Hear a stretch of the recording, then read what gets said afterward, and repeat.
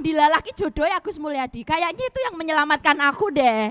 Jadi dia ya jiwanya meromantisasi kemiskinan dan atas nama cinta hidup di Jogja itu enak aja sih sama dia gitu.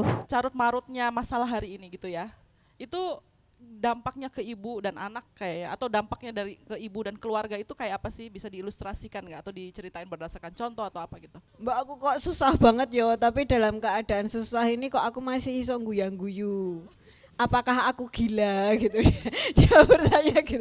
Apakah aku benar-benar sudah gila gitu kan. Jadi bahkan ikut demo aja itu jadi stress release bagi kami. Gimana coba WN ini parah banget ya. Itu kita urunan terus kayak, hah kan harusnya udah bayar pajak gitu, tapi kita urunan terus nih gimana sih nih niat jadi negara gak sih gitu. Kalau ngomongin beratnya jadi WNI di negara gagal, kayaknya semua orang di sini bisa ngomong. Jadi tapi sore ini kita akan spesifik ngomongin soal beratnya jadi ibu di negara gagal. Untuk ngomongin tema ini, saya akan panggil dua narasumber yang dua-duanya adalah ibu yang berisik dan bergerak. Ada Mbak Gernata Titi dari Ibu Berisik, silakan Mbak, dan ada Kalis Mardiasih, aktivis perempuan, monggo.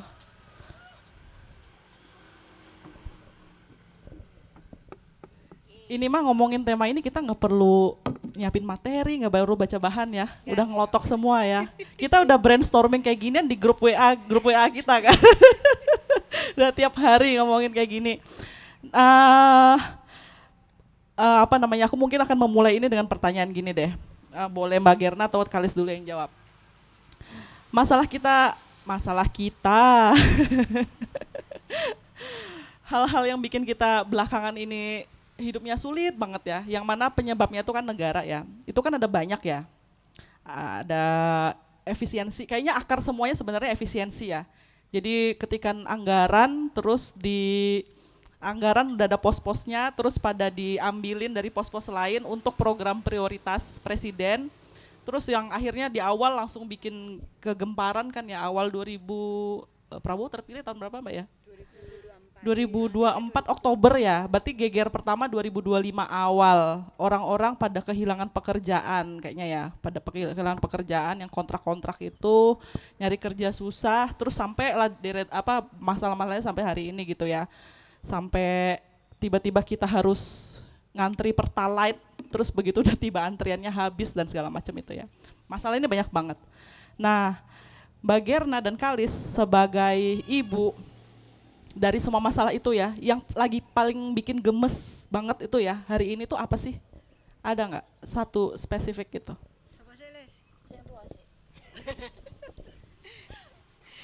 Yang paling bikin gemes itu adalah bahwa akar masalahnya itu di kebijakan yang bodoh gitu ya. Kita ngelihat bahwa kebijakan ini dibikin tanpa ada keberpihakan sama sekali ke rakyat gitu, ke kesejahteraan rakyat gitu. Kita lihat ini puncak kebodohannya jadi terakumulasi, dan kalau ditanya dari sekian banyak kebijakan apa yang paling menyesakkan itu ya MBG gitu, yang dikooptasi dari dana pendidikan gitu ya, seolah-olah kalau udah kasih makan anaknya langsung pinter gitu. Tapi sebenarnya kan banyak banget ya, kalau kita ngikutin berita setiap hari itu pasti ada aja gitu yang bikin emosi gitu kan. Tapi sebenarnya kalau kita lihat memang akarnya ada di kebodohan. Kita bisa terus kita lihat di situ kemudian komposisi kabinet yang nggak merit gitu ya, nggak mengedepankan kapasitas, terus hanya dibagikan ke kroni-kroni sendiri, dan akhirnya ya merembet kemana-mana gitu. Dan sekarang mungkin lebih banyak yang bisa melihat gitu, tapi sebenarnya dari sejak kampanye kan sudah kita baca bahwa program unggulan yang mereka janjikan itu nggak masuk akal. Sudah banyak ahli yang menghitung bahwa MBG ini kalau diaplikasikan ya bakal boncos gitu. Tapi yang menyedihkan yang memilih masih 58% dan ternyata beneran diaplikasikan dan masih tetap dipertahankan dalam kondisi ekonomi negara yang lagi nggak baik-baik aja kayak gitu. MBG yang paling bikin kesel ya Mbak ya. Tapi Mbak Gerna anak dapat MBG? Alhamdulillah enggak. Oke. Kalau Bunda Kalis? Ya, salah satu situasi yang paling aku benci adalah ketimpangan dan kesenjangan. Jadi aku sangat bermasalah dengan kembalinya simbol-simbol kekerasan dan ekspresi-ekspresi kekerasan yang kebetulan dipromosikan oleh militerisme yang bentuknya adalah seragam, senjata yang membuat orang tuh merasa punya kekuasaan yang lebih dibanding orang-orang biasa lain. Aku punya sejarah panjang ya tentang ketimpangan dan kesenjangan sejak masa kecil, misalnya ketika aku mulai mempertanyakan kenapa sih tetangga-tetanggaku yang bekerja orang tuanya dengan seragam itu sangat orang-orang lain tuh nunduk-nunduk gitu misalnya.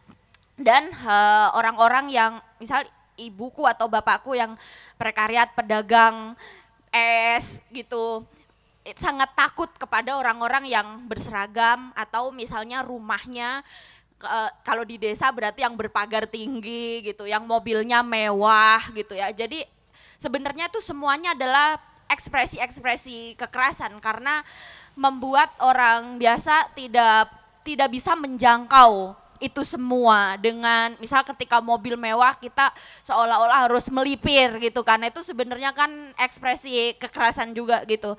Nah hari ini itu sedang OTW dibikin karena ada orang-orang yang sangat menderita dengan porsi anggaran negara yang timpang, yang di satu sisi menerima insentif 6 juta per hari, semua anggarannya ke situ semua, sedangkan pos-pos anggaran yang lain yang seharusnya dibagi-bagi dengan rata itu bukan hanya tidak diberikan, bahkan dikurangi. Jadi nilainya minus gitu. Jadi kita melihat kemudian ada situasi-situasi orang berjoget karena menerima insentif jutaan per hari, kemudian mereka umroh sekeluarga karena keuntungan yang ratusan juta per bulan itu, sedangkan di sisi lain ada orang yang dipaksa tirakat. Jadi itu. Dan sebetulnya Indonesia sangat berbakat untuk hal itu ya. Kayak orang tua yang kemaki kemudian diwariskan anak-anak yang kemaki dan kemudian membuli sebayanya dan sebagainya. Itu yang kupikir aku sangat bermasalah. Maksud lo kita lagi dibully sama orang-orang yang berkuasa Betul. tiap hari ya? Betul, diketawain, dipikir-pikir kita nggak bisa punya daya atau kekuatan untuk melawan sama sekali gitu. Tapi itu kan memang yang dicita-citakan Prabowo ya, masyarakat sosialis gitu ya. Jadi cuman ada 2 kelas gitu kan, borjuis sama proletar. Kan memang Indonesia ini kan arahnya bakal kelas menengahnya bakal hilang gitu kan. Antara kalau dia mau membunuh hati nurani terus buka dapur SPBG gitu kan, lalu masuk ke kalangan borjuis, atau ya kalau masih punya hati nurani masuk ke kelompok proletar gitu. Jadi hidup sosialisme. Jadi tapi kita sebenarnya kelas menengah gak sih? Jangan kita di kelas bawah. Kita mungkin sedang OTW ke bawah ya. Tapi emang sih ya kerasa ya kesenjangan itu ya. Kayak kemarin tuh pas haji itu ngelihat kan ya ada konten-konten kan menteri-menteri, terus pokoknya yang artis-artis pejabat haji gitu tuh kelihatan gitu dari biro turnya yang dipilih. Terus yang jelas ya pasti kan bisa haji sering kan, berarti udah nggak mungkin haji reguler kayak apa namanya orang tua atau yang orang yang kita kenal ya. Kerasa banget lah ketimpangannya. Nah, bahwa semua orang hari ini itu enek, marah, sadar gitu ya, itu kayaknya semua orang kita udah tahu ya. Kayak misalnya nih, saya sendiri aneh banget ya, pas lebaran kemarin itu untuk pertama kalinya itu tiba-tiba datang ke rumah keluarga, ketemu bude, bule, om gitu ya, tiba-tiba omongannya politik gitu. Waktu itu kayaknya habis kasusnya Andri Yunus disiram, tiba-tiba bahas itu. Tapi kalau ekspresinya tante atau bude kan kasihan banget, itu kok kenapa sih mengkritik negara aja sampai harus digituin gitu, itu ntar ibunya gimana gitu ya memikir. Jadi maksudnya topik itu kalau di keluarga aku pertama kali muncul pas zaman pilpres, gak ngomongin politik kan, ini pertama kalinya muncul gitu. Nah tapi kan ada orang yang kemudian tuh marah-marahnya dalam hati, ada yang marah-marahnya pakai akun anon atau second account gitu ya. Nah Mbak Gerna dengan Ibu Berisik kan punya akun media sosial yang aktif gitu ya, menyuarakan keresahan itu. Bukan hanya menyuarakan keresahan tuh kayaknya ini banget ya, halus banget ya Mbak ya, ngamuk lah ya. Ngamuk-ngamuk gitu ya. Kalis juga kemarin sampai tiarap gitu ya, terus sering ngomong, terus ikut demonstrasi juga, ikut gerakan juga gitu ya. Jadi ada orang yang seresah tapi kemudian gak ngapa-ngapain dengan alasan apapun ya, dan alasan-alasan itu kemudian valid gitu ya. Tapi Mbak Gerna dan Kalis memilih untuk berisik dan gerak gitu. Kenapa sih? Apa yang bikin memutuskan untuk melakukan dua hal itu? Kalis dulu mungkin. Aduh, gimana ya jawabnya? Default. Iya default. Default. Oh, iya kepanggilan. Kayaknya anaknya hiperaktif, kebetulan hiperaktif gitu, mungkin dari SMP, dari SMA, dari zaman sekolah itu memang Berisik. Ya kan sudah dengan menulis gitu, terus sebenarnya tahu kalau ketika kita bergerak itu sebetulnya kita nggak sendiri gitu. Jadi misalnya ketika kita zaman mahasiswa, katakanlah gerakan mahasiswa gitu, kita tuh tahu kalau sebenarnya ketika kita bergerak itu tuh temennya banyak gitu. Jadi, Real gitu ya, kita ketemu orang gitu ya, orang-orang yang satu frekuensi. betul. Terus kayak ini kayaknya kebanyakan baca buku-buku tokoh pergerakan sih. Itu juga ya, jadi kerjaan aku tuh baca pidatonya Cokro, baca pidatonya Hatta gitu zaman mahasiswa.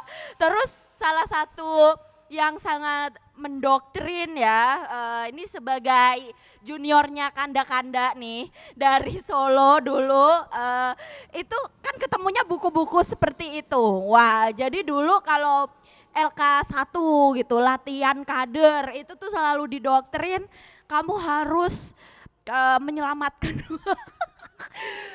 kelompok yang lemah dan dilemahkan gitu, kelompok tertindas. Pendidikannya kayak gitu. Iya. Kok bisa terus produknya jadi politisi-politisi kayak gitu? Aneh iya. banget. Kok bisa sih? Itu gimana sih? Karena mereka kemudian bikin teori baru. Ya, jadi mereka udah bikin teori baru, ketika mereka jadi pejabat kan mereka yang menghasilkan produk kebijakan. Oh, datanya ada kok gitu kan. Nah, jadi tadi kembali lagi kayaknya kebanyakan doktrin. Jadi dan alhamdulillah sampai sekarang tuh masih belum kayak Kanda-Kanda itu gitu. Masih diselamatkan lah karena di Jogja bertemunya dengan Gernata Titi, dengan Prima Sulistia, dan dengan besties-besties aku yang ada di sini gitu ya. Perbedaannya tuh mungkin karena merasa cukup, jadi kayak sebetulnya di umurku yang sekarang itu juga sejak 10 tahun yang lalu tawaran-tawaran yang menggiurkan itu banyak banget, nggak mungkin nggak ada. Dengan kemampuan menulis, dengan kemampuan bicara gitu ya, minimal diajakin ke Jakarta, masuk ke kantor-kantor komunikasi pemerintah lah ya. Staf ahli. Tapi kayaknya kok dilalaki jodoh ya Agus Mulyadi, kayaknya itu yang menyelamatkan aku deh. Jadi dia ya jiwanya meromantisasi kemiskinan, dan atas nama cinta hidup di Jogja itu enak aja sih sama dia gitu. Jadi ketika melihat kehidupan orang-orang Jakarta kayak enak di Jogja bersama Agus Mulyadi gitu. Itu apa sih maksudnya, kita agak-agak gimana ya? Ini mau dibilang bodoh tapi kok ya bener gitu ya. Itu mem, aku nggak tahu maksudnya apakah teman-teman tuh punya perasaan gini. Maksudnya kalau melihat kemewahan-kemewahan yang instan, yang mudah didapatkan oleh kawan-kawan muda lain yang sekarang idealismenya telah terbeli atau tergadai, aku itu kadang merasa, lah aku loh hobiku ki nyambel, jadi ulek-ulek sambel, terus makan ikan lele goreng, terus sayur bening, Udah itu cukup. udah cukup. Gimana ya maksudnya tuh ngelihat kemewahan-kemewahan, misalnya kan kadang di close friends itu adalah kawan-kawan yang pamer naik private jet karena dia udah jadi TA atau jadi SA-nya pejabat gitu kan, norak OKB itu gitu kan. Itu kayak ala enakan aku sama Agus Agus Mulyadi muter-muter ngaglik gitu loh naik Honda Beat. Ini goblok apa gimana sih? Sekarang udah ganti Vario BTW. Itu aku ingat banget kita pernah ngobrolin tuh Lis ya. Yang kita bikin obrolan kayak gini sama Agus tuh. Kalau kita punya 1 miliar mau kita pakai buat apa, terus kita semua pada bingung. Kita gak punya imajinasi kalau kita dikasih 1 miliar buat apa? Ngapain ya? Iya ya, mau ngapain ya bingung. Oke, jadi sebenarnya jawabannya adalah kenapa bergerak tuh karena kamu punya pengetahuannya. Kamu kuliah, mungkin kalau kamu lulus SMA doang belum tentu demo ya. Mungkin ya, belum tentu demo ya gara-gara kuliah ya. Jadi sebenarnya orang yang kebijakan yang bikin orang-orang nggak bisa kuliah tuh dosanya makin gede ya. Dan itu mungkin sengaja memelihara kali ya, biar yang demo berkurang. Dan yang kedua mungkin karena kamu punya hati nurani kali, ya. Oke, sekarang ke Mbak Gerna. Kenapa Mbak berisik dan bergerak? Sebenarnya alasannya hampir sama-sama Kalis sih, karena suami gitu ya. Jadi kalau Kalis berhasil dilokalisasi oleh Agus Mulyadi gitu. Kalau saya kebetulan punya background itu pelaku usaha gitu sama suami, tapi lebih banyak yang melaku suami saya gitu. Saya banyak menikmati hasilnya aja gitu. Terus ya sejak efisiensi gitu kami mengalami dampaknya gitu ya. Kami mengalami dampaknya, terus suami makin sering ngomel, tapi ngomel bukan ngomel yang menampilkan depresi atau stres, tapi lebih banyak ngomelin kebijakan negara. Nah di situ kan saya nggak paham kan, maksudnya biar toh Pak, terus dia jelasin itu. Jadi satu artikel di Tempo dia jelaskan dalam waktu kita sambil ngopi kayak gitu ya, dalam waktu tempo yang lebih panjang gitu. Karena kalau kita mau baca sebenarnya 10 menit paham, tapi karena sambil ngobrol jadi kemana-mana gitu kan. Terus aku sering kayak mencoba menyederhanakan penjelasan suami itu ke dalam story WhatsApp kayak gitu ya. Harapannya itu status WhatsAppku itu ada yang nge-reply, terus kita sama-sama sambat gitu ya. Ternyata nggak ada guys. Terus aku mikir ini di rezim yang seperti ini kenapa yang susah aku doang apa ya gitu kan. Terus waktu itu ada satu teman sambat, Hani Maria itu, jadi dia yang selalu nge-reply status WhatsAppku. Terus akhirnya kita harus apa ya, kok kayaknya yang paham sama situasi ini cuman kita. Wah sombong banget ya kita. Kok kayaknya yang paham cuman kita gitu. Yuk kita bikin sesuatu yuk gitu, selain ikut demo gitu ya, selain kita nonton demo sebenarnya lebih tepatnya. Kalau dibilang ikut kan kita masuk barisan, tapi kalau nonton kan dari pinggir jalan gitu. Kalau kita nonton demo bawa makanan, bagi makanan aja dikira orang jualan kan gitu. Jadi apa ya yang bisa dilakukan selain nonton demo gitu. Akhirnya kita yaudah yuk bikin akun gitu. Akhirnya kita mengajak Sierra, mengajak Mbak Widya, lebih banyak orang supaya lebih tepatnya supaya apa yang kita suarakan di Ibu Berisik ini enggak cuman keresahan pribadi, tapi memang terkonfirmasi oleh teman-teman yang lain. Oh iya aku juga ngerasain ini gitu. Misalnya kayak Mbak Butet kan juga penjual sayur gitu ya. Aku juga ngerasain ini. Bahkan dia data soal daya beli harian itu konkret banget gitu. Jadi sehari-hari di pasar ya. Sehari-hari dia kulaan ke pasar dan dia bertemu dengan pembeli gitu loh. Ada orang beli ke warung cuman bawa duit 5.000, dia beli tahu 2.000, beli cabai 1.000 gitu cuman untuk makan hari itu. Jadi rezeki hari ini ya untuk hari ini. Nah ini kayaknya kita nggak mungkin kita diemin aja gitu. Kita harus apa namanya, kita harus bantu suarakan gitu. Tapi berbeda dengan Kalis, dia kan jago nulis ya. Kalau kita cuman jago nyelekop gitu. Kalau orang Jawa itu bilangnya jago celekopan. Mbak Gerna gitu. merendah, bukunya udah banyak. Tapi kadang kayak kita sendiri kalau baca konten yang terlalu panjang malas gitu. Jadi waton oh ya udah paham nih maksudnya ini gitu. Jadi kita coba bikin konten-konten yang pendek tapi orang jadi pengen tahu untuk membaca lebih banyak kayak Itulah yang jadi konten Instagram ibu.berisik itu ya. Iya, ibu.berisik ya. Oke.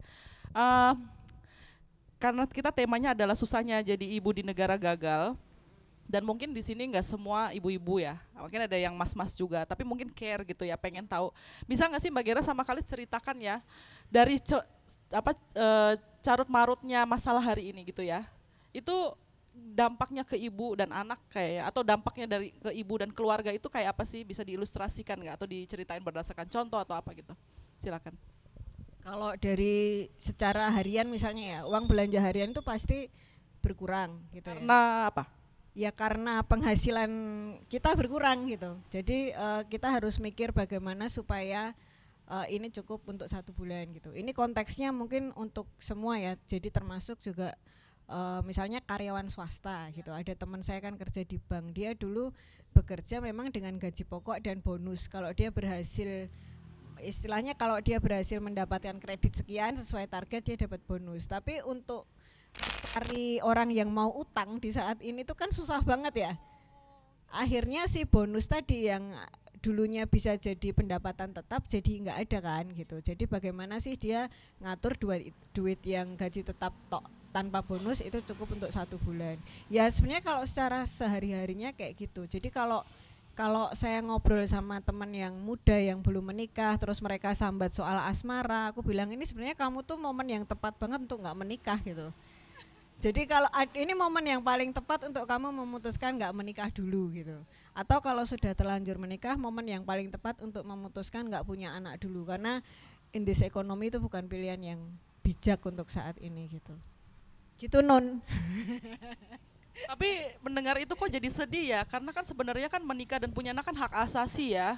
Dan kita jadi nggak bisa melakukan itu gara-gara keputusan yang dibikin orang lain gitu. Yang harusnya kita kan kumpul bayar pajak, itu kan biar kita dapat perlindungan gitu ya. Kok ini malah makin susah. Tapi isunya yang Mbak Gerna lihat sehari-hari itu adalah orang makin susah cari uang ya. Dan itu jadi kayak efek domino gitu ya. Efek domino. Oh. Jadi ada istilah kemarin Mbak Buta cerita waktu dia ke pasar itu ada bakul-bakul pasar itu sambat iki duitnya kok ora muter toh. Duitnya iki do ning ndi gitu. Jadi peredaran uang itu sangat menurun, artinya kan daya beli masyarakat juga turun gitu. Karena duitnya dipakai oleh, sebenarnya faktor belanja negara itu kalau dalam komponen ekonomi masuk dalam komponen yang bisa memutar ekonomi, tapi masalahnya negaranya belanjanya buat bikin sampah organik gitu. Kan MBG itu kan akhirnya berakhir jadi sampah organik gitu. Jadi nggak efektif sama sekali. Kalau Kalis? Ya. Gambaran keluarga tragedi di Indonesia hari ini tuh gini Mim. Bapaknya judi online, ibunya pinjaman online, anaknya game online. Kebayang nggak? Jadi bapaknya itu judi online itu wujud karena mungkin dia kena PHK, tidak tersedianya lapangan kerja, sejak dulu dia memang pekerja kasar atau pekerja informal yang hari-hari ini juga makin sulit gitu.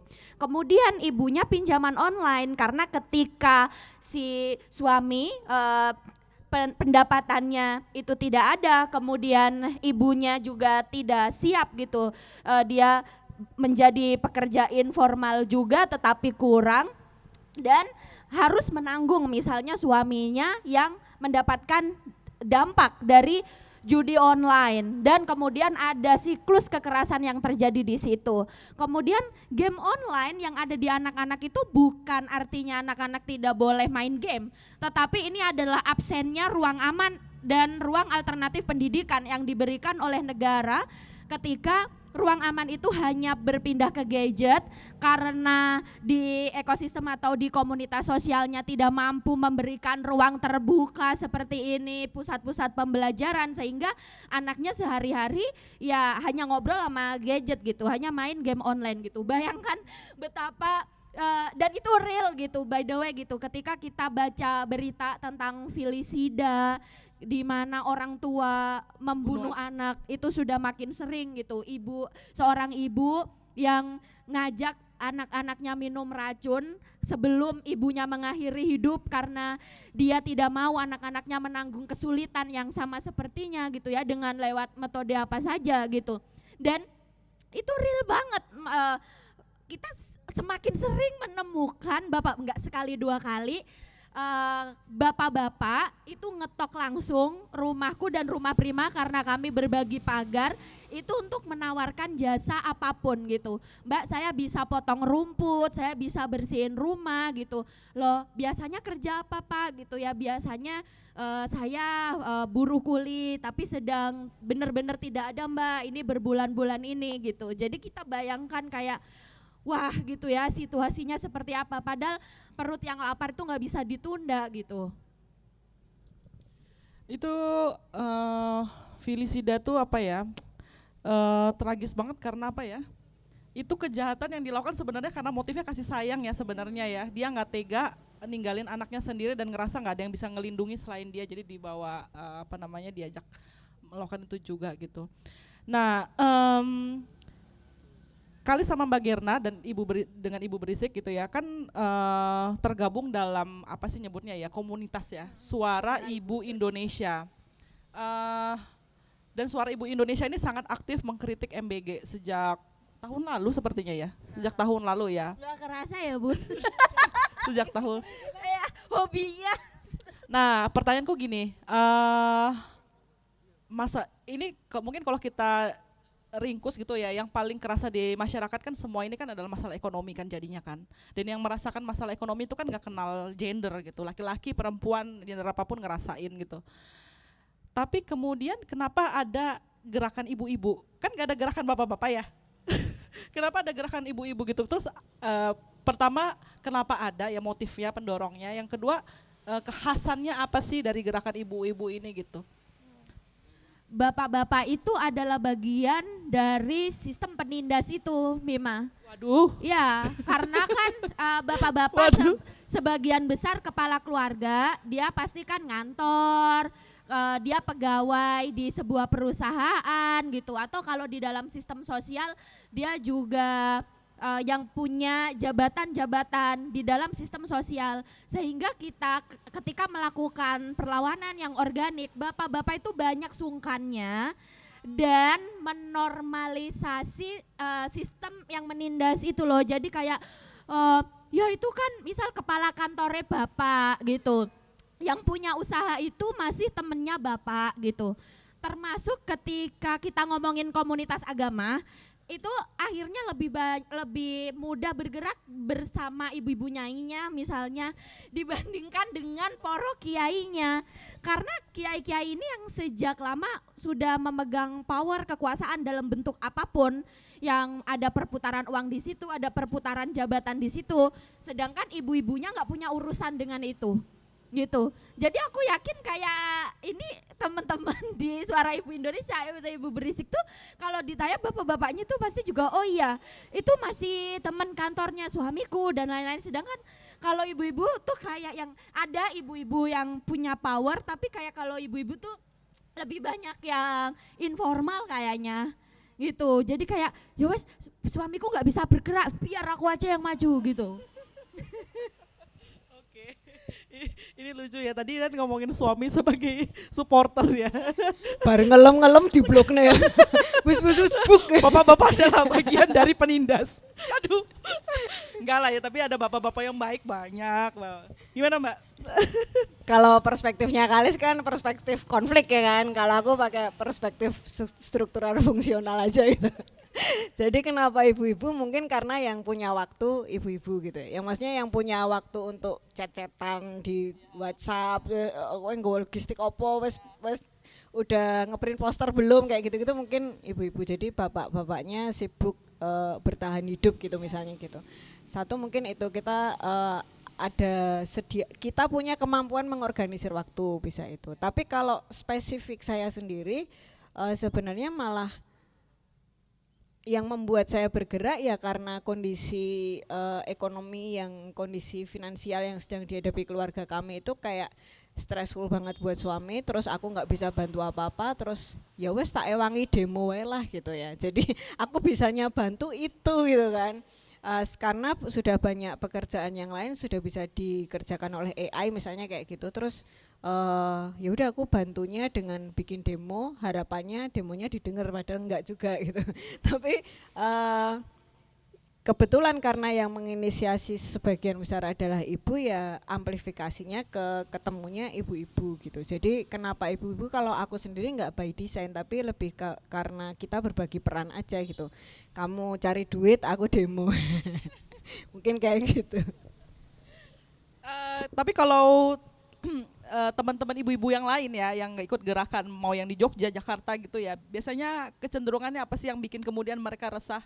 Apakah memang ya itu tadi karena peran ibu peran ibu yang sebenarnya kita tolak ya, yang kayak ngurusin domestik doang gitu lah. Apakah gara-gara itu urusan domestik terus jadi familiar sama harga, ngurus duit atau apa gitu? Ada kecenderungan terkait peran itu nggak Bu, Mbak? Ini spesifik soal demo ya, maksudnya kan nggak semua orang yang peduli dengan isu politik itu mau ikut demo gitu kan. Bisa jadi demo itu adalah kegiatan yang buang-buang waktu, yang bikin macet, atau memang nggak ada waktu untuk melakukan itu gitu. Tapi kalau specifically soal demo, tadi pertanyaan apa? Lupa. Apakah kemudian ibu-ibu yang lain yang bergerak itu Iya. profilnya gimana sih? Gitu? Profilnya, jadi kalau saya melihat itu ada satu kesamaan bahwa kami itu adalah middle class, gitu ya. Middle class yang profil middle class itu pasti punya kesadaran politik gitu. Mereka ngikutin berita, mereka ngikutin kebijakan gitu. Terus mereka bermedia sosial gitu ya. Jadi profilnya di situ dan mereka sudah benar-benar merasakan fenomena shrinking middle class itu, di mana kita ada ancaman nih bakal tidak bisa mengakses hal-hal yang bisa kita akses sebelumnya gitu. Nah, karena kesadaran itulah maka bergerak gitu. Nah, saya ngelihat polanya kebanyakan emang teman-teman ini kelas menengah gitu. Teman-teman homeschooling gitu ya. Mereka kan homeschooling itu kan bukan sesuatu yang bisa diakses dengan murah ya. Homeschooling itu berbiaya mahal gitu. Terus mereka mempraktekkan zero waste kayak gitu-gitu. Jadi punya background pengetahuan yang cukup luas soal politik. Makanya ketika situasinya genting gitu, ada dorongan yang sangat besar yang membuat mereka mau untuk turun ke jalan, panas-panasan gitu, boros-borosan sunscreen gitu ya, karena memang ini genting banget gitu, ini tuh kita harus turun gitu. Lagi demo reapply dulu. Iya, karena memang begitu kita kalau demo reapply dulu udah 2 jam gitu. Ya boros dikit nggak apa-apa ya di sunscreen, yang penting revolusi gitu. Tapi emang ya aku jadi ketemu kata kuncinya sih, emang sekarang tuh yang paling cerewet tuh kelas menengah karena dia yang lagi kena gebuk atas bawah ya. Kerasa banget, maksudnya dulu tuh kan kalau kita ngomongin kelas menengah tuh kayak orang yang punya pengetahuan tapi sebenarnya dia nggak merasakan dampak dari masalah yang dia protes kan. Tapi kalau dalam konteks ini emang benar-benar kelas menengah yang jadi korbannya gitu. Nah, dulu kita mungkin pernah membaca soal silent majority ya. Silent majority ini kan memang kelompoknya memang ada di kelas menengah. Jadi mereka memilih diam karena mereka tahu dampaknya, tapi as long as nggak ganggu aku nggak apa-apa lah gitu ya. Tapi kalau saat ini yang terjadi memang kena gebuk atas bawah tadi, di bawah dia nggak dapat bantalan sosial, nggak punya privilege juga untuk masuk, atau kalaupun ada privilege untuk masuk ke kelas atas itu harus membunuh hati nurani itu tadi, kayak yang dialami Kalis gitu. Kalau Kalis gimana? Kamu pembacaanmu tentang profil ibu-ibu yang Aku mungkin yang orang muda perempuannya. Kemarin teman-teman mungkin baca berita Aliansi Perempuan Indonesia, gerakan perempuan yang di Jakarta dihadang-hadangi untuk menuju ke Bundaran lihat videonya. HI. Ya, yang mereka pakai daster itu. Itu teman-teman yang sebagian besar adalah kawan-kawan dari lembaga layanan, mereka pendamping korban kekerasan yang setiap harinya itu ngurusin korban KDRT, ngurusin korban kekerasan seksual, pendampingan perempuan yang mengajukan cerai tetapi terus berada dalam siklus kekerasan dan lain-lain. Dan apa yang terjadi 2 tahun ini, gara-gara efisiensi anggaran itu Kementerian PPPA yang mana tanpa efisiensi pun itu udah jadi kementerian lembaga paling miskin dengan anggaran terendah di antara KL lainnya, itu nggak punya anggaran sama sekali untuk pencegahan, penanganan dan perlindungan korban. Jadi sehari-hari mereka budget yang ada sekarang itu habis untuk operasional, untuk gaji pegawai sama bayar listrik yang jam 5 tepat itu udah dimatikan juga. Dan mereka sempat mempromosikan ada Sapa 129, ini call center untuk korban kekerasan. Itu kalau teman-teman nelpon udah nggak ada yang ngangkat karena udah nggak ada budget untuk call center Sapa 129 itu gitu. Dan di hari-hari biasa seharusnya mereka ngapain? Seharusnya ada banyak sekali pelatihan-pelatihan yang diberikan kepada UPT PPA di kabupaten atau kota, sehingga ketika ada korban-korban KDRT atau korban kekerasan yang ada di daerah, itu yang nangani kan DP3A lewat UPT PPA yang ada di daerah-daerah itu. Dan yang ada di daerah itu kan dapat transfer pengetahuannya itu dari pusat gitu kan. Jadi ada kemudian UPT PPA itu punya gender champion tuh yang ada di kelurahan, yang ada di desa. Sekarang ini semua nggak berjalan. Semua nggak berjalan ya. Jadi bayangkan kalau di hari-hari biasa itu ada dari Rifka Anissa WCC ya. Yang di Jogja masih ada WCC. Bayangkan kalau yang ada di kota-kota yang pinggiran, mereka ngadu ke UPT PPA, dia butuh psikolog, itu tuh nunggu 3 bulan. Udah depresinya udah kayak apa gitu ya. Terus dapat tuh 1 psikolog gitu kan. Jadwalnya kan harusnya reguler, itu enggak mem. Jadi kayak harus nunggu lagi gitu kan. Berapa bulan lagi karena apa? Enggak ada duitnya. Di hari biasa itu tanpa efisiensi udah nggak ada duitnya gitu. Misal mereka persidangan butuh mendatangkan saksi ahli, itu pun didatangin misal dari kota provinsi di mana ahli-ahli atau expert itu ada gitu kan. Atau misalnya di luar Jawa itu bahkan harus ya oke, mereka kerja pro bono, tapi ketika mereka harus naik perahu atau naik kapal gitu untuk menuju pulau-pulau terpencil menyelamatkan korban, masa mereka harus mengeluarkan duit sendiri? Itulah yang terjadi kepada teman-teman perempuan sekarang. Tiap ada korban kita urunan. Udahlah kita bayar pajak. Ketika ada sesama perempuan jadi korban kekerasan, kita masih urunan tiap kali ada korban.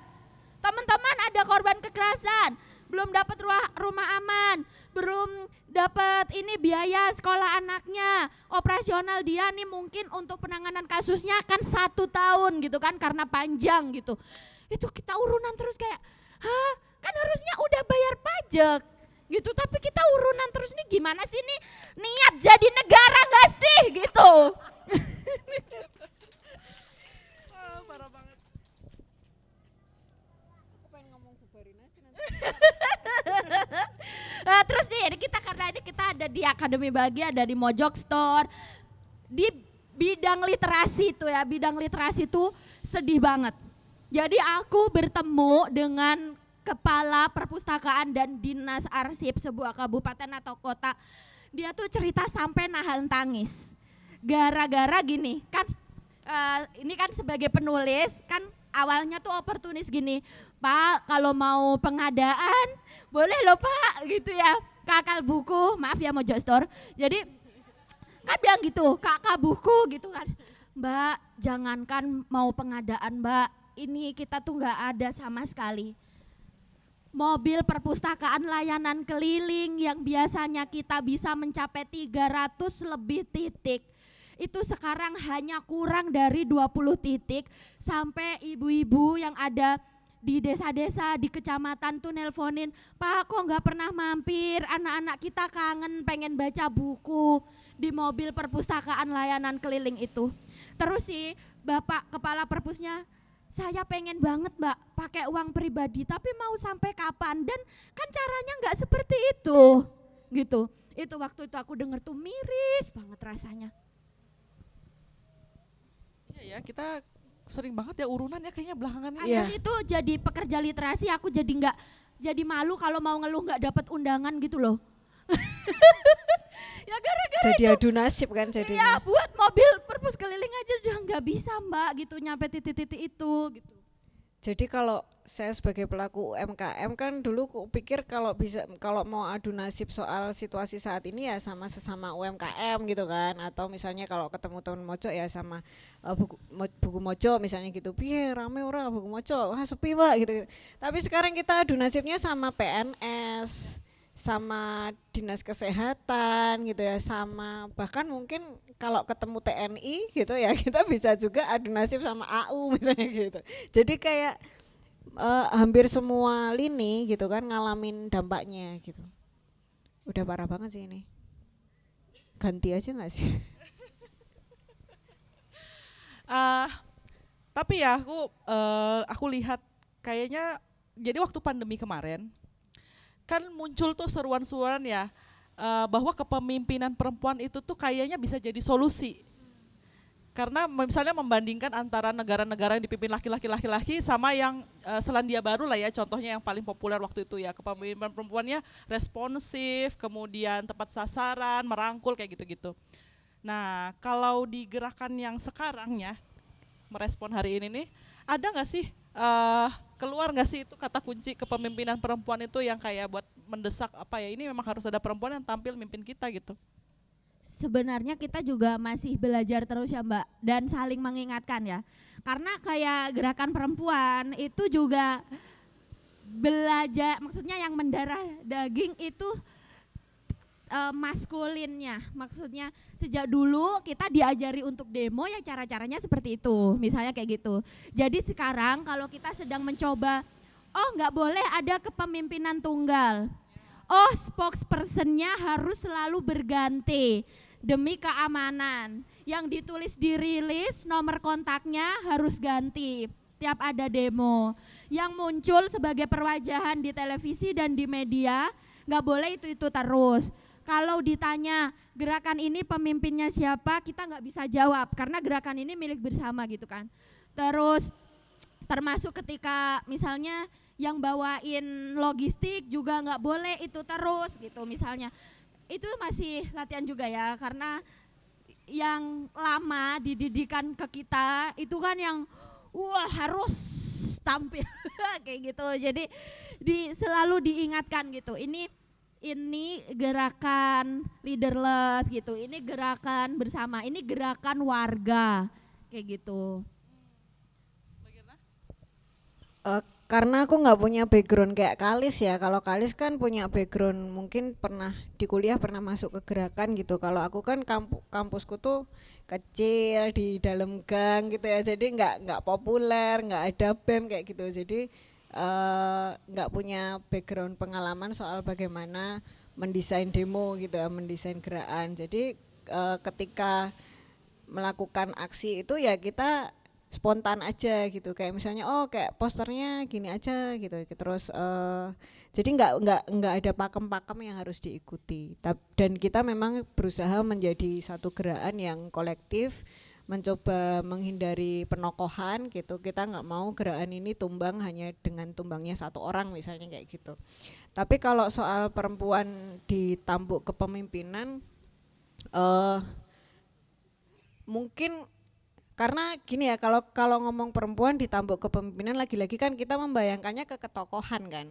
Terus akhirnya bayanginnya yang pertama muncul kan Puan Maharani gitu ya, Megawati gitu-gitu ya. Terus Kepala BGN. Terus kepala BGN Nani Deyang, rasanya nggak ikhlas juga kalau mau berstatement, oh iya mereka bisa memimpin gitu, kayak oh no gitu ya. Jadi artinya mungkin bukan soal siapa tokoh perempuannya, tapi bagaimana perspektif ibu ini dipakai untuk perspektif merawat, perspektif mengasuh, ini dipakai dalam memimpin gitu. Jadi tidak harus dia bergender perempuan gitu, tapi dia punya perspektif itu gitu. Dia punya perspektif bahwa ketika aku memegang mandat dari rakyat untuk memimpin, ya aku harus memikirkan seluruh anggota keluargaku, aku harus memikirkan seluruh rakyat Indonesia gitu.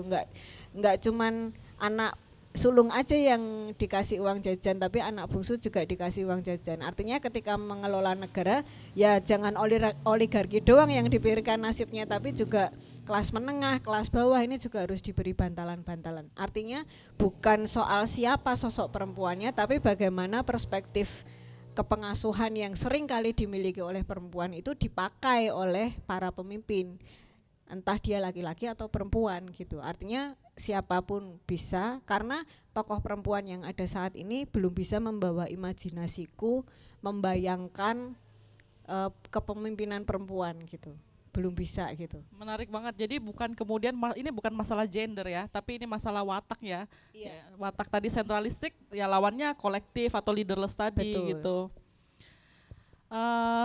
Iya sih. Aku setelah nanya itu terus kepikiran, iya kepala BGN saya perempuan. Oke.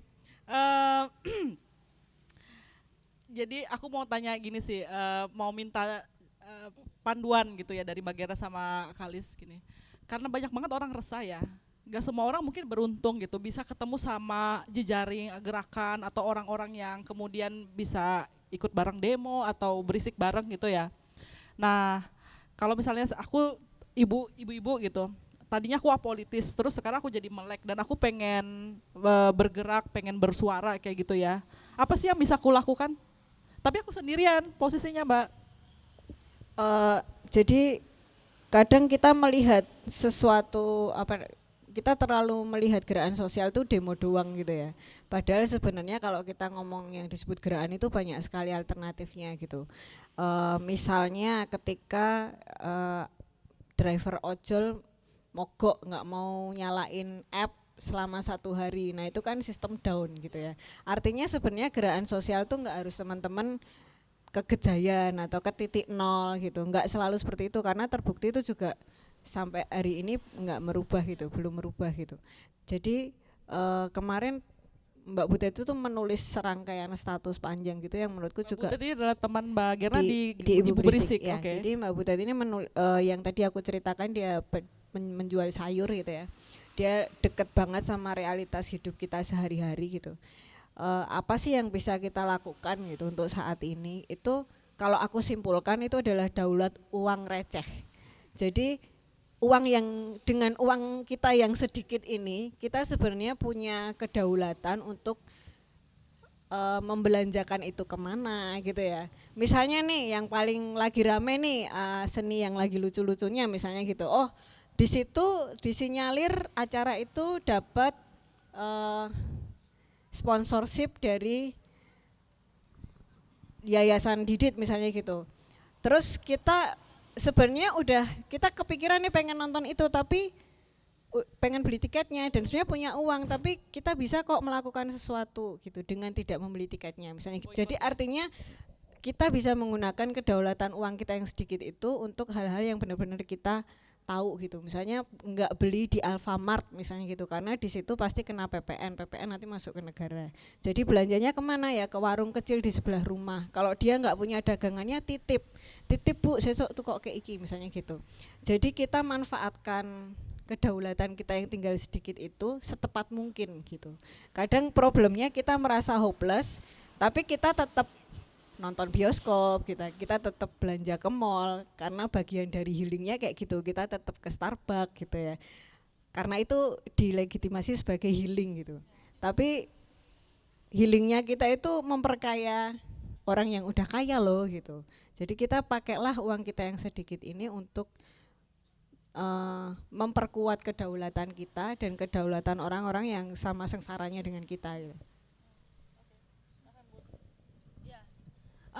Aku mau bahas tentang, aku istilahnya tuh tepat apa enggak ya, kayak masa mengambang itu. Jadi sebenarnya mereka tercerahkan karena terpapar konten-kontennya Ibu Berisik atau kontenku gitu. Tapi mereka juga bingung ketika ada satu konten lain yang itu ketika mereka pikir itu tuh bener enggak ya Mbak gitu ya. Misal ketika ya dia misalnya baca bahwa program MBG ini sudah salah sejak desain tata kelola karena mengambil banyak anggaran di hak kebutuhan dasar yang lain gitu ya. Tapi kemudian dia juga bingung gitu ketika ada konten kepala SPPG nangis gitu, atau dia juga bingung ketika ada security SPPG yang udah kadung nyicil vario terus gimana kalau dipecat gitu misalnya. Jadi dan itu juga orang-orang yang dekat langsung dengan dia karena itu tetangga sebelah rumah dia misalnya. Nah, menurut aku praktik yang penting untuk dijalankan yang sangat grassroots itu adalah merawat kelompok-kelompok yang kebingungan ini gitu ya, dengan meluangkan waktu untuk memberikan penjelasan. Kayak bener Mbak gitu ya, kamu sudah benar gitu ketika kamu meyakini bahwa program ini sudah salah sejak desain tata kelola. Terus tapi kamu juga valid perasaanmu kasihan itu gitu misalnya, tetapi perasaan yang kasihan itu tidak membenarkan gitu misalnya bahwa program ini itu bisa dibilang benar gitu kan. Jadi memang perlu kesabaran dan itu tuh jumlahnya banyak gitu ya, ibu-ibu biasa ini. Itu tuh jumlahnya banyak, kayak Mbak aku pengen ikut share gitu statusmu di grup WA keluargaku atau di story WA aku, tapi kok tetangga sebelah rumahku kayak begini gitu. Jadi mereka tuh benar-benar butuh courage, butuh kekuatan, butuh keberanian benar gitu. Pertama, jadi kayak melakukan praktik-praktik edukasi ya teman sebaya itu. Terus yang kedua, banyak juga yang merasa, Mbak aku pengen demo tapi aku nggak punya teman kayak ini, kamu kan merasa ini aku orang biasa gimana gitu kan. Nah itu di Jakarta juga bisa gitu. Aku ditanya banyak orang, Mbak aku tuh pengen ikut yang demo di Jakarta tapi caranya gimana gitu. Terus aku mewakili apa, kan dijelaskan aja, nggak harus mewakili apapun. Kamu mewakili dirimu sebagai WNI, terus kalau kamu menyapa orang yang ada di sana terus kenalan, itu udah jadi temen kok sebetulnya. Jadi kayak ternyata banyak juga yang berpikir berarti demo itu dianggapnya elitis atau eksklusif gitu. Jadi intinya adalah perbanyaklah grup WA dengan anggota 3 orang itu. Yang kedua, sampaikanlah walaupun hanya 1 reels. Oke. Kalau untuk bapak-bapak dan laki-laki ya, ada nggak pesan yang supaya bisa berkontribusi sama ibu-ibu ini udah maju kan, bapak-bapak nih nggak sempat nih, nggak punya waktu gitu ya. Terus mereka bisa ngapain? Apa pesan dari para ibu-ibu ini? Pertama-tama Pak, Mas gitu ya, kalau istri Anda pamit, Mas aku pengen ikut demo, izinkanlah gitu. Pertama izinkan, kalau kalau istrimu ragu-ragu, kuatkanlah gitu kan. Jadi kalau perlu dianter gitu ya. Jadi Pak aku pengen demo, yo kono mangkat ngono. Gendang tak sangoni tak terke. Nah, terus digosen ke mulai misalnya gitu. Jadi di encourage lah gitu. Pertama mungkin itu dulu ya. Kalau suami saya mungkin nggak ngalamin karena bojone rada kendel ya, mangkat dhewe mulai dhewe gitu ya. Kalau soalnya saya punya temen yang dia itu pengen banget ikut demo tapi nggak boleh sama suaminya gitu. Jadi pertama-tama izinkanlah dulu. Lalu sebenarnya gerakan kami itu bukan eksklusif khusus untuk ibu-ibu gitu. Kami punya kok banyak teman bapak-bapak, emas-emas yang juga berisik gitu, yang selalu membackup gerakan kami gitu, dengan mereka selalu hadir, nanti bantuin jadi perkap gitu ya, terus jagongi intel gitu ya. Jadi ini bukan eksklusif khusus ibu-ibu. Kalau teman-teman mau ikut aja, join aja. Terus ya memang penyelenggaranya gitu ya itu Suara Ibu Indonesia, tapi bukan berarti suara Anda nggak matters gitu. Jadi tetap datang aja, sampaikan keresahan gitu, karena kami juga nggak pengen jadi eksklusif. Wah ini kalau yang orasi harus perempuan semua misalnya kayak gitu, enggak juga gitu. Jadi siapapun yang merasa resah, makanya term-term kami mulai kami geser gitu. Dulu kan kami sebut kenduri suara ibu gitu. Lalu kemarin di aksi-aksi terakhir mulai kami geser, misalnya karaoke WNI Mumet, terus yang terakhir kemarin nyerah jadi WNI. Artinya kalau WNI kan laki perempuan, tua muda bisa join gitu. Kalau aku sih pas demo nitip anak ke suami. Itu bentuk kontribusi ya. Kalau sama ini di aksi kami ada pojok anak juga. Jadi kalau misalnya teman-teman aduh nggak bisa ninggal anak, diajak aja, karena kami sediakan ruang khusus buat bermain gitu kan. Di situ ada ya nggak banyak sih, tapi kami juga terbuka kalau teman-teman mau donasi mainan, alat-alat menggambar, mewarnai, meronce gitu untuk kegiatan anak-anak, untuk activity. Jadi ibunya bisa leluasa beraksi gitu, terus anak-anaknya bermain. Mau demo aja masih mikir anak ya. Iya. Ya ampun. Silakan Bun. Ya nambahin ya, soal anak itu memang real bikin orang nggak bisa berangkat demo gitu. Dan Pak Pendeta Risang Eliarso itu dia bilang, Mbak kalau ada jadwalnya Suara Ibu Indonesia demo pasti anak itu udah langsung dijadwalkan, aku yang jemput dari sekolah, aku yang antar les, aku yang ngasuh di rumah gitu loh. Bentar, ini Bapak Pendeta ini siapa? Konteksnya apa ini? Jadi di Jogja, kayaknya di GKJ deh dia, Pak Pendeta namanya Pak Risang Eliarso. Dia biasanya mimpin doa juga kalau lagi demo. Terus agak-agak aktivis gitu Pak Pendetanya ini. Terus gitu, tapi kalau misalnya demo biar istrinya yang berangkat gitu. Terus Pak Pen ngurusin anak. Banget, keren banget. Oke. Oke. Sebelum aku masih punya pertanyaan, tapi kayaknya aku mau buka ini deh. Siapa tahu ada yang mau ngomong lah ya. Ada yang mau tanya atau cerita-cerita nggak? Soal jadi ibu di negara gagal ini sih judul bukunya Kalis lah ya. Ini sebenarnya inspirasinya dari bukunya Kalis ini. Silakan ada yang mau komentar, tanya, rasan-rasan, atau demo sekarang kita. Oke, kalau nggak ada, aku mau nanya ini sih. Jadi kan tiap hari lihat masalah tuh ya, lihat di buka medsos lihat masalah, beraktivitas sehari-hari lihat masalah. Terus ada acara kayak gini ngomongin masalah. Pernah nggak sih kayak mumet banget terus? Kalau iya gitu ya, ada nggak tips Mbak Gerna untuk diri pribadi sih atau Kalis gitu? Gimana supaya tetap segar, tetap waras, tetap nggak pusing gitulah, gitu. Naik Kalis nyambel loh tulis. Apa dibiarin edan sih sana biar nekat. Aku bareng-bareng, nggak boleh sendiri kuncinya. Jadi akhir-akhir ini tuh aku resah banget karena ada satu quotes yang itu diklaim quotesnya Cak Munir, tapi aku nggak bisa memastikan itu quotesnya Cak Munir beneran. Karir tertinggi seorang aktivis bukan jabatan tapi mati gitu Mi. Jadi kayaknya ada satu fase mungkin itu Orde Soeharto gitu ya, di mana menjadi martir atau mati atau diculik atau hilang tuh merupakan sebuah kebanggaan. Tapi kalau di dalam gerakan perempuan kita menolak semua itu gitu ya, kita merasa bahwa bersenang-senang itu juga adalah ekspresi dari melawan gitu. Cinta, kasih sayang gitu, kita selamat bersama-sama atau kita tetap hidup, kita saling merawat satu sama lain, itu juga bagian dari perlawanan. Jadi melawan itu tidak boleh mengorbankan kehidupan seseorang gitu ya. Karena kita tahu ada, misal ketika ada satu kawan yang sedang susah misalnya di penjara atau hilang gitu, ada kehidupan keluarganya yang dikorbankan, dan kita tahu keluarga korban pelanggaran HAM berat misalnya itu hidupnya tidak ada yang mudah gitu ya. Kita tahu betapa berjuangnya Mbak Suci, anak-anaknya gitu, atau teman Bu Sumarsi dan lain-lain, itu bukan jalan yang mudah gitu. Jadi jangan terlalu meromantisasi resiko-resiko.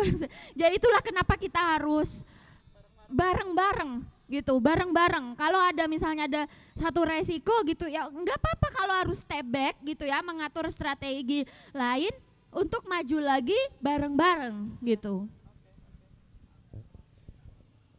Jadi kemarin ada cerita lucu ya, kan kita di grup gitu. Terus Sierra ini teman saya tuh yang anaknya 3 biji itu. Itu Mbak, aku kok susah banget yo, tapi dalam keadaan susah ini kok aku masih iso guyang-guyu. Apakah aku gila gitu? Dia bertanya gitu. Apakah aku benar-benar sudah gila gitu kan? Kayaknya enggak sih Les, karena aku juga masih iso guyang-guyu. Tapi nek dalam kondisi susah kita masih bisa ketawa-ketawa, itu dianggap gila, berarti kita semua gila gitu kan. Artinya dalam kondisi sesusah apapun masih bisa tertawa, itu bukan karena kita sudah bahagia, tapi kita sebenarnya lagi coping gitu, coping mekanisme kita gitu.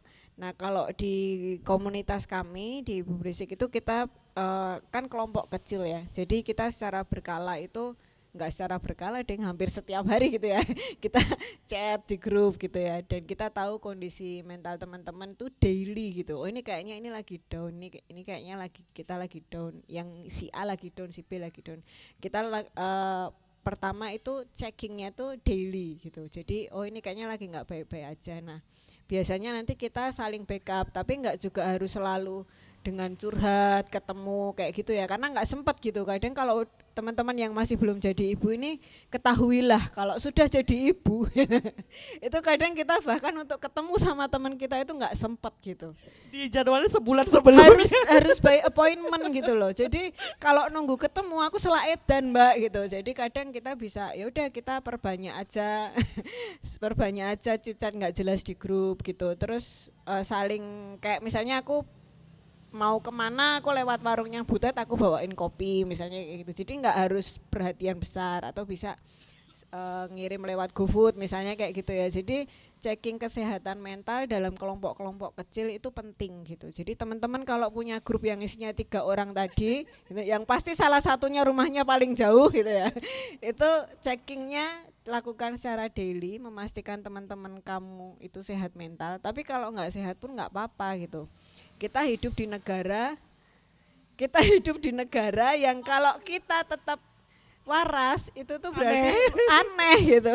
Nggak terdampak berarti dia punya SPPG. Gitu ya. Jadi kalau nggak gila malah aneh gitu. Jadi checking daily karena ke psikolog pun sekarang mahal gitu kan. Sebenarnya disediakan tapi nggak di semua puskesmas punya.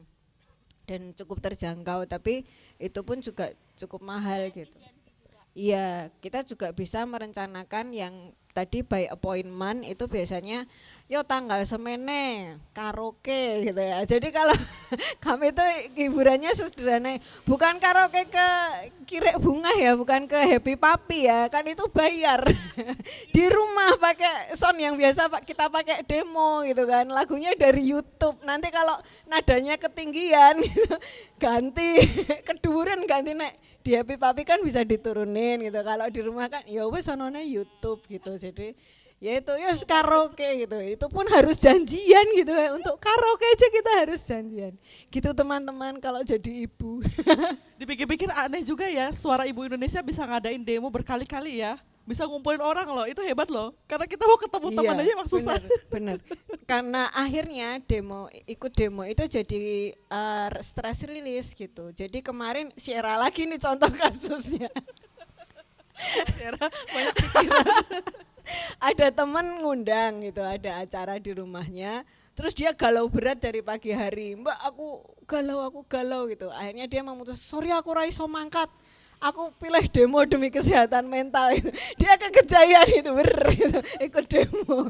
Ya untungnya memang ada teman-teman yang jadi tim logistik di sana kan. Jadi langsung jadi bahkan ikut demo aja itu jadi stress release bagi kami. Gimana coba WN ini parah banget kan. Gitu. Oke. Aku tuh sebenarnya kepikiran ya.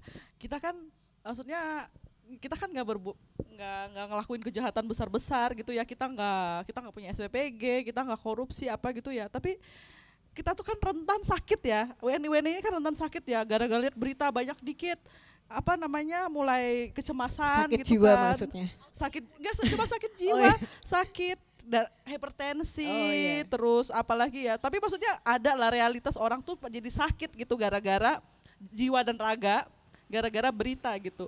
Aku anehnya tuh kok yang melakukan kok pada sehat-sehat semua ya. Apa ya penjelasannya? Minimal Kebal nggak sih Mim? Minimal kena psikosomatis gitu loh, kok enggak ya? Padahal dimarahin orang banyak gitu tiap hari gitu. Ada nggak teori ya kira-kira yang bisa menjelaskan? Serang ribuan DM ngatain woi anak anjing tiap hari. Ya kamu ngerasain kan, orang-orang itu kok enggak gitu ya. Oke, jadi sebenarnya kunci utamanya adalah kita udah tahu kehidupan kita hari ini sulit, jadi kita harus bareng dan solidaritas dan punya hati nurani. Tapi kalau capek punya hati nurani boleh gak sih dicopot aja? Oke, aku mau nawarin satu kali lagi deh ke audiens. Mungkin ada yang mau bertanya atau mau cerita-cerita? Oke, silakan Mbak. Boleh maju ke sini Mbak? Cek. Baik, bismillahirrahmanirrahim. Assalamualaikum warahmatullahi wabarakatuh. Waalaikumsalam warahmatullahi wabarakatuh. Baik, terima kasih Kak atas materi yang luar biasa dan sedikit memberikan ilmu buat saya untuk bisa menjadi ibaratnya dewasa itu juga perlu ilmu gitu. Jadi tidak hanya monoton aja, melainkan harus terus berkreasi begitu. Perkenalkan, nama saya Abida. Di sini ada beberapa pertanyaan, tetapi saya jabarkan dahulu. Untuk ini, bagaimana pendapat Anda mengenai ketimpangan MBG dengan dunia pendidikan di era sekarang? Karena banyak sekali orang yang lebih mementingkan MBG itu lebih melejitkan, tetapi untuk dana pendidikan bagi masyarakat miskin yang untuk melanjutkan tetapi dengan kendala nggak ada biaya itu terpangkas begitu. Terus kemudian ada juga yang LPDP kemarin itu untuk sasarannya itu beasiswanya salah orang begitu.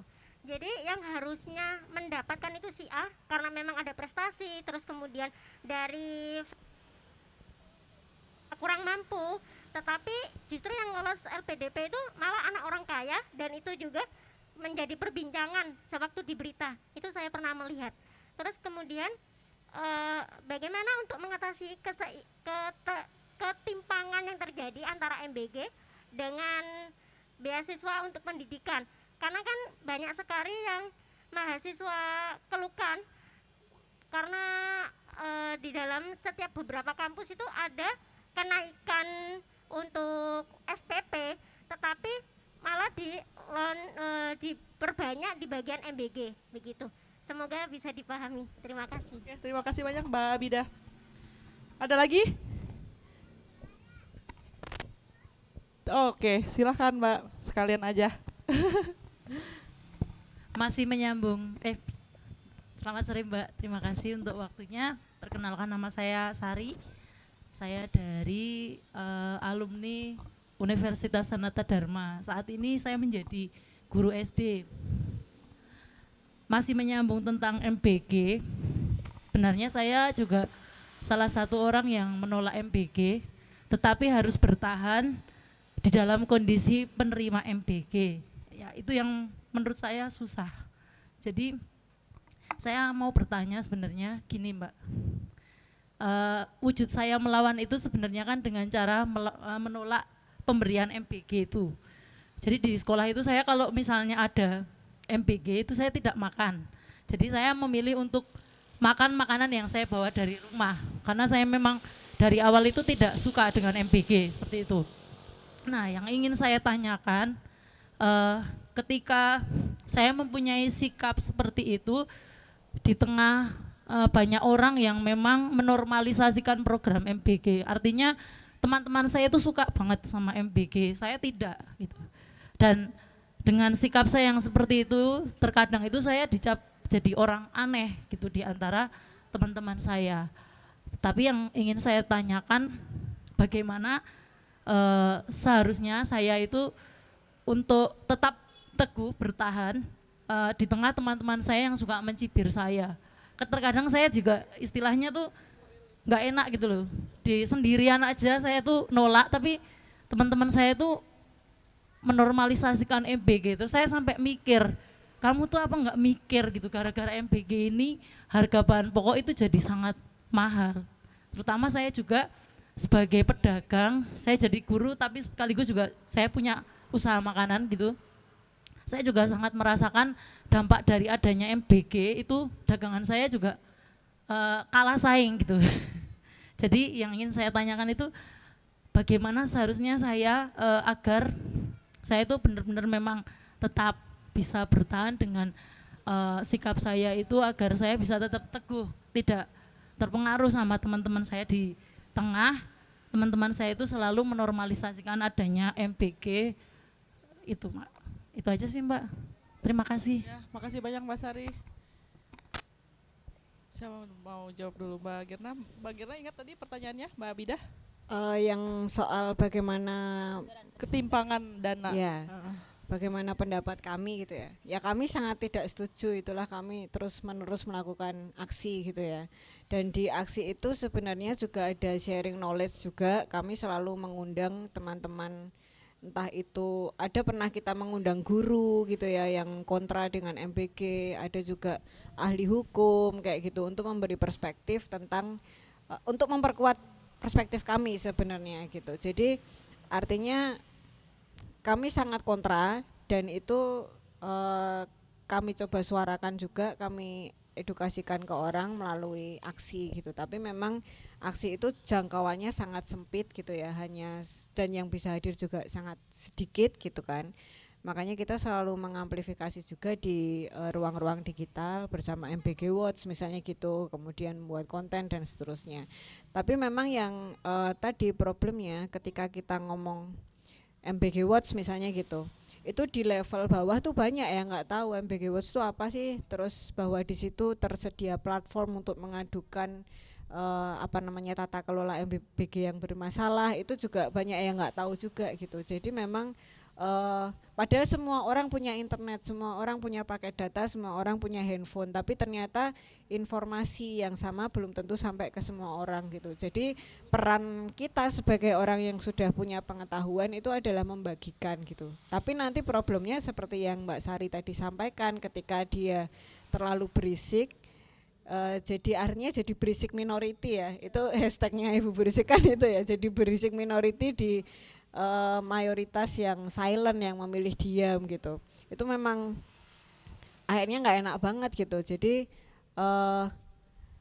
tetap bagi, kalau saya pribadi merasa bahwa solidaritas itu penting, menemukan teman-teman yang satu pemikiran itu penting supaya kita nggak gila sendirian gitu. Jadi paling nggak kalau gila ada temennya gitu. Entah Anda menjaring dari teman kerja, atau kalau di lingkungan kerja nggak nemu ya bisa di lingkungan rumah gitu. Kalau di situ nggak nemu mungkin cari teman alumni kayak gitu ya. Dan diskusi kan nggak harus offline, bisa kita chat-chatan lewat WhatsApp gitu. Setiap kita gelisah kita ngobrol, ada teman ngobrol lah, yang penting itu dulu. Karena ya itu tadi, psikolog juga mahal gitu kan. Itu satu. Terus pertanyaan yang kedua tadi soal Mbak Abida juga nanya solusinya Mbak, soal ketimpangan itu. ketimpangan antara Dana MBG dan dana pendidikan. Solusinya apa? Solusinya ya bukan di tangan kita sebenarnya, solusinya ada di tangan kebijakan. Makanya peran kita adalah terus menyuarakan supaya kekuasaannya engap gitu ya. Terus mereka merubah kebijakan gitu. Tapi kan memang itu masih terus diupayakan ya.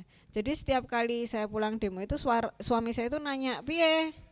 Berhasil ora revolusi?" gitu kan. Terus Sierra ngambil kabel ke rumah gitu ya. Terus siar kapan revolusi itu. Jadi revolusi itu jadi kata yang terlalu generik sekarang buat kami gitu karena kayak pengennya tuh cepet sekarang gitu ya. Tapi ternyata kalau di kelompok elit belum ada perebutan kekuasaan, kayaknya itu juga sulit terjadi gitu. Jadi solusinya apa? Sebenarnya banyak sekali ahli yang sudah memikirkan solusi gitu. Jadi bahkan terkait MBG ini sendiri sudah ada gugatan ke MK kan, ada judicial review ke MK, sudah ada 2 yang mengajukan judicial review. Yang satu teman-teman guru honorer, koalisi juga dengan JPPI, kemudian kelompok yang satunya MBG Watch gitu ya. Jadi sebenarnya upaya hukum sudah dilakukan, upaya aksi juga sudah dilakukan gitu. Dan sebenarnya kalau dibilang wait and see, bisa dibilang ini kondisinya memang kita wait and see gitu. Kalau kemarin kita lihat, oh kayaknya ini butuh istilahnya sekamnya udah ada, baranya sudah ada gitu ya. Kalau Pak Fatul kemarin cerita, cuman tinggal dipantik aja gitu, koreknya yang belum ada. Nah, kenaikan BBM ini bisa dibilang ini adalah korek gitu. Jadi untuk hari ini mungkin harapan kita di gerakan mahasiswa gitu. Saat ini harapan kita di gerakan mahasiswa. Untuk itu kemarin ada teman nanya, Ibu Berisik kapan bikin aksi lagi? Untuk saat ini kami fokusnya backup di logistiknya teman-teman mahasiswa dulu aja gitu.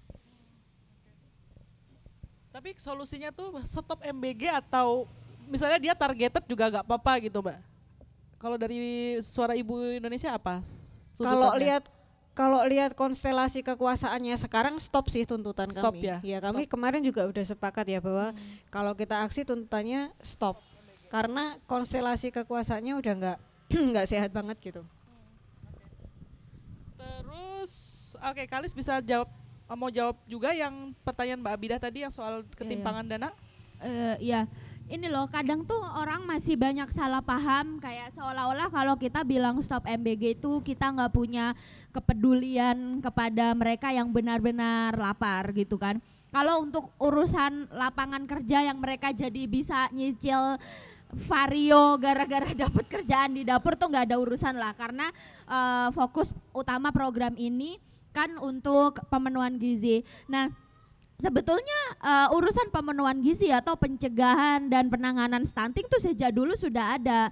Dilakukan lewat apa? Lewat Kemenkes, lewat Kemen PPPA, lewat Kemensos, dan mereka lakukan itu lewat Puskesmas, kemudian juga lewat Kemensos dan program-program lain yang bahkan mereka itu sudah punya champion-champion untuk stunting tuh sampai di kader posyandu, kemudian di ibu-ibu PKK dan sebagainya, dan itu tidak dilanjutkan kemudian, dan mereka bikin proyek baru gitu yang bahkan tidak mengintegrasikannya dengan program-program yang sudah lebih dulu berjalan gitu loh. Jadi tuh simpelnya tuh seperti itu. Nah, untuk di bidang pendidikan itu tadi Mbak, sebetulnya ancaman atau intimidasi atau teror itu memang sifatnya komando juga gitu. Kepala sekolah ditekan oleh pihak yang lebih berkuasa gitu untuk tidak menyuarakan apapun, misal ada keracunan atau ada praktik-praktik misal makanannya dikorupsi dan sebagainya sehingga tidak layak gitu ya. Kemudian kepala sekolah itu, kenapa kepala sekolah tidak melawan? Dia takut gitu, dia birokrat yang dia bisa dimutasi kapanpun, dia bisa dikasuskan dan banyak hal lainnya. Nanti kepala sekolah itu akan mengancam guru, guru akan mengancam murid, guru juga mengancam orang tua siswa. Jadi itu benar-benar rantai kekerasannya itu sangat hierarkis gitu. Itulah yang membuat tidak ada perlawanan juga dari lembaga pendidikan, sehingga yang harus memantau memang kita-kita gitu, yang ketika kita bilang the shrinking of civic space atau menyempitnya gerakan sipil, hari ini gerakan sipil itu memang sangat sempit karena yang bisa bergerak itu adalah orang-orang pengangguran seperti aku dan Gernata Titi yang kalau kita speak apa-apapun tuh tidak ada resiko pemecatan, ya paling-paling nggak diundang ngomong gitu aja ya, tapi kayak kita ya udah la haula wala quwata illa billah gitu kan. Tapi untuk teman-teman yang mereka adalah birokrat gitu atau pekerjaan atau penghidupannya tergantung sekali dengan pusat-pusat kekuasaan itu tuh ya memang lama-lama menyempit gitu ya, termasuk ketika kita nggak mungkin ngajak pengusaha demo karena pengusaha itu ada kaitannya dengan izinnya, ada kaitannya dengan ancaman hitungan pajaknya gitu. Misalnya kita nggak mungkin misalnya ngajak kelompok apa demo gitu karena mereka semua itu menjaga hidupnya masing-masing. Itulah kenapa civic space itu memang sejak dulu sempit, dan yang paling luas itu ya gerakan mahasiswa. Itu yang disebut dengan kemewahan yang dimiliki mahasiswa itu sebetulnya ya karena kalian mau ngomong apapun tuh sebetulnya nggak punya ancaman atau tantangan gitu. Bahkan kalau yang belum menikah ya yang diresikokan itu ya diri sendiri gitu kan. Di situ tadi solusinya udah dibilang Mbak Gerna, karena segala upaya atau ikhtiar tuh sebetulnya udah dilakukan, tapi sebetulnya kita punya banyak sekali kemenangan. Kalau kita hitung mundur dari setahun lalu, dari pertama kali kita pukul-pukul panci gitu kan, setidaknya orang tuh jadi tahu, MBG itu yang salah desain tata kelolanya. Nah itu tuh kayak udah jadi percakapan sehari-hari gitu, kayak oh iki yo programnya yo jane bener tapi ki sing anu yo akeh, sampai kemudian wah Dadan Hindayana dan 2 orang lainnya tertangkap. Itulah kayak keplok-keplok kita wes tak kandani ket setahun lalu gitu ya. Jadi tuh kemenangan-kemenangan tuh ada gitu, sampai ada foto pengadaan motor yang sampai berdebu, pengadaan kaos kaki segala macam gitu. Orang tuh sekarang udah sebelak-belakan itu untuk tahu betapa korup dan rusaknya program ini gitu. Jadi itu membuat kita tetap semangat. Walaupun sekarang kayak kalau di bidang pendidikan tuh lama-lama, oh yang SMA nggak dikasih, kita efisiensi. Oh liburan nggak dikasih. Dari tahun lalu kita bilang liburan nggak boleh MBG gitu ya. Sekarang liburan nggak dikasih. Jadi kayak lama-lama itu mereka sekarang yang demo SPPG-nya kan? Ya, ya demo SPPG-nya mau gugat ke PT UN gitu ya, karena yang sekarang rakyatnya ini lagi ngetawain aja, gila ya segininya gitu ya. Jadi kita lihat aja lah ini apa bagai aneh-aneh bertebaran di surat Al-Humazah ini ya. Kayak sendiri-sendiri. Iya bunyai ya bunyai. Keluar ini. Mbak guru SD. Mbak Sari. Mbak Sari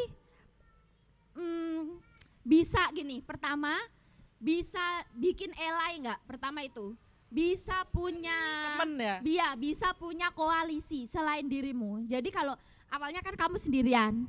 Nah, kalau kamu bisa melakukan penyadaran dengan menambah satu teman untuk sama-sama melakukan gerakan boykot, tapi boykot itu harus juga ada edukasinya, nggak cuma boykot gitu kan. Terus kamu punya teman satu lagi, nambah temenmu, terus nambah lagi jadi 3 orang, jadi kayak 3 lawan 10, 4 lawan 10. Nah, itu usaha-usaha yang masih bisa dilakukan. Jadi ketika kamu sendiri, minimal kamu nggak sendiri, tambahin 1 dulu gitu, itu targetnya, target berikutnya. Tapi kalau memang nggak bisa gitu ya, ternyata kok aku nggak tahu apakah mereka keras hati atau mungkin nggak teredukasi, apa alasannya banyak gitu ya. Kita semua tuh teman gitu.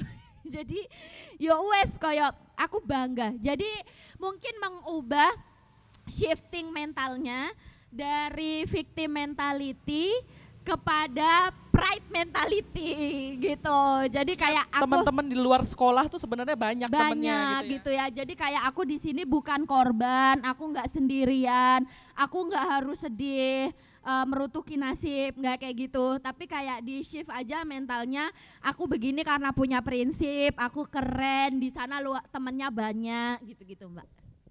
Puk-puk diri sendiri. Semoga sarannya membantu Mbak. Agak Tapi susah sih. sebenarnya polarisasi ini khas ya di masa apapun itu kita kerap dihadapkan dengan polarisasi gitu.